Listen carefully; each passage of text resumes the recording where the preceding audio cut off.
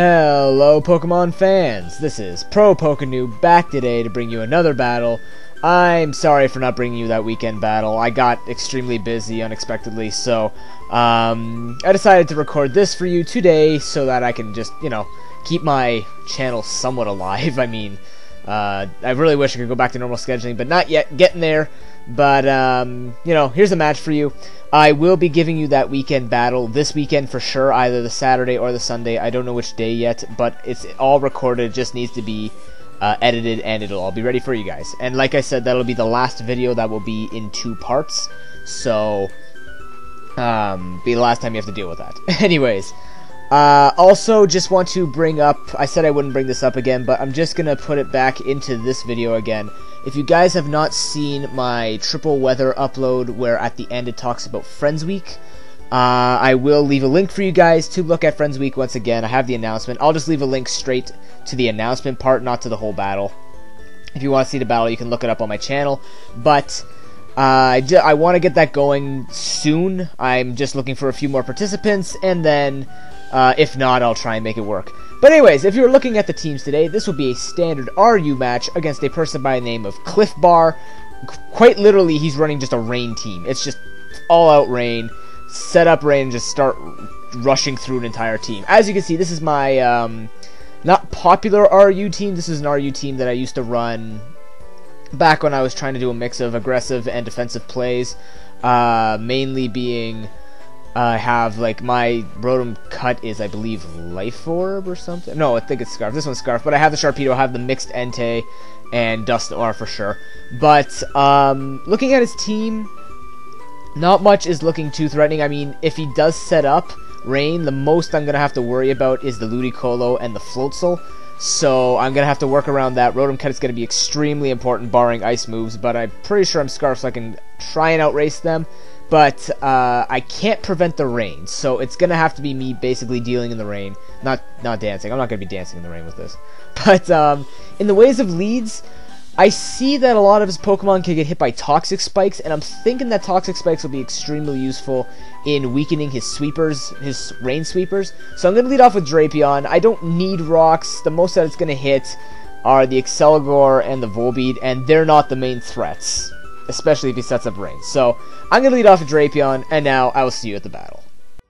Now, the fun thing about this battle, actually, it's a pretty straightforward match. Not too many fancy plays or predicting or anything, but it's going to show how sometimes you don't want to have to set up both layers of Toxic Spikes, especially with a team that's very aggressive. So, for example, like I've explained, this rain team is basically just set up and start rushing through. So, as you'll see, my Drapion's going to play a little bit of a key component here in the beginning of the battle. But anyways, he's going to start off with Uxie as I lead off with Drapion. This is perfect because I think I predict him to go for the taunt. That's why I go straight up for the crunch. And also if K-Set had any sash, it's broken now. But he's actually just going to set up the rain and use Yawn on me. So what I'm going to do is set up that one layer of Toxic Spikes, already having in my mind that I only want one layer. So that's okay. I'm going to switch into Dusknoir now, as I believe he goes for the U-turn. And he's going to switch out and already try and start sweeping me with this Ludicolo. So, it's going to be Poison, and now it just depends on what item that it has, which will kind of determine how long this thing's going to live. So I'm going to go for the Sucker Punch, because this is like this is the ghost version of my Hitmontop with the priority Adamant Max Attack, Max HP. But he has Life Orb, which is perfect, because his life is really going to be reduced.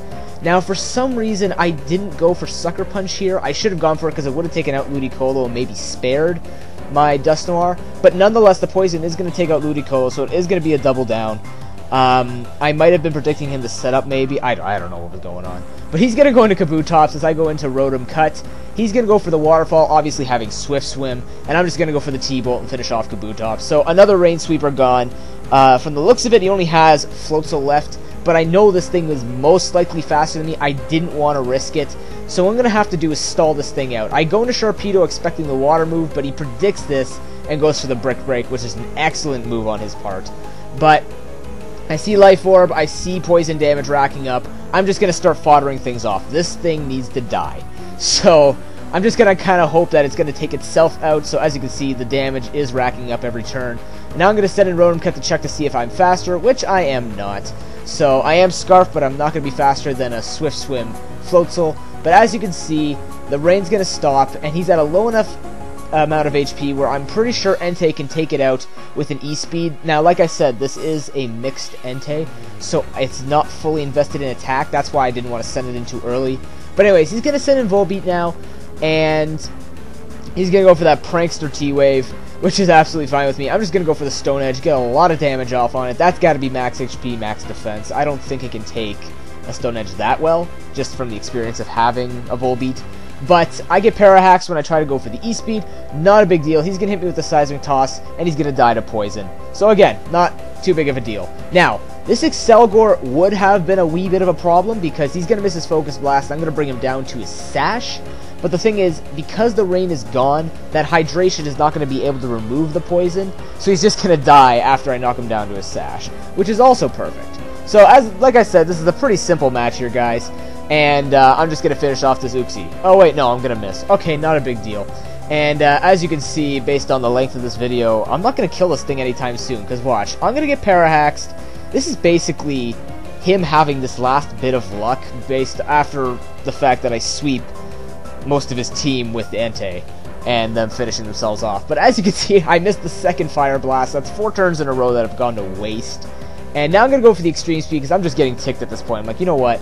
I'm just going to start getting damage off on you because you probably have the Damp Rock, which is why the rain lasted for so long. I'm just going to kill myself off because my last Pokemon is the Sleeping Drapion, and I do have the Crunch for this thing.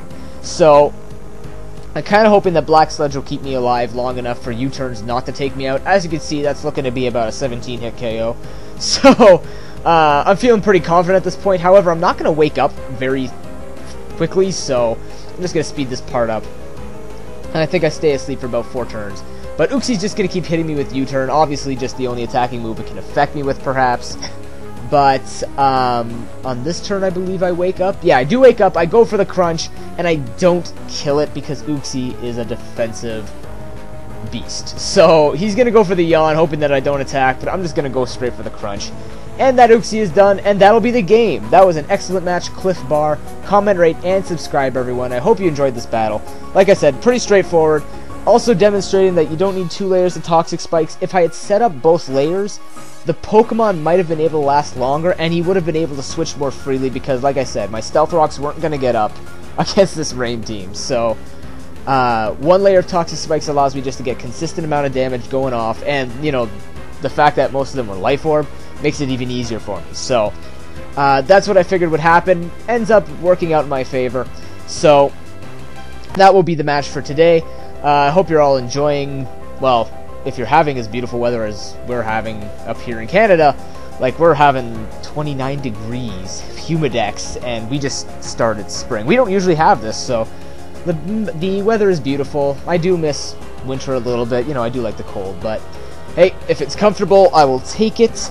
But other than that, I hope you all enjoyed, and I will see you next time, most likely just on the weekend upload. If I get something up earlier than that, I'll see you then. But otherwise, have an excellent day. Peace.